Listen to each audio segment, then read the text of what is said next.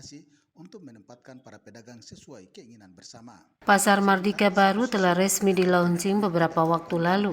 Setelah di-launching, pengelolaan Pasar Mardika sepenuhnya dikelola oleh pemerintah Provinsi Maluku. Hal itu disampaikan penjabat Wali Kota Ambon Baduin Watimena.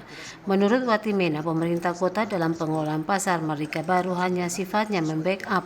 Apabila pemerintah Provinsi Maluku butuh dukungan, maka pemerintah kota siap membantu.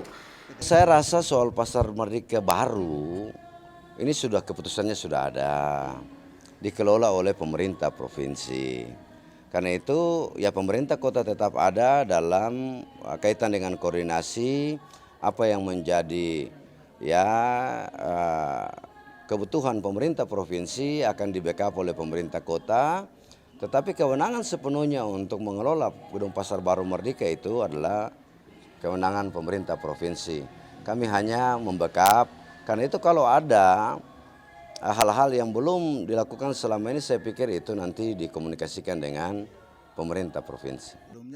Pasar Mardika baru yang dibangun dengan menggunakan konsep modern memiliki kapasitas tampung kurang lebih 1.000 pedagang. Setelah resmi di-launching, Pasar Mardika baru diharapkan bisa dimanfaatkan dengan semaksimal mungkin untuk meningkatkan roda perekonomian di kota ini. Rida Raiman, John Rala Halu melaporkan.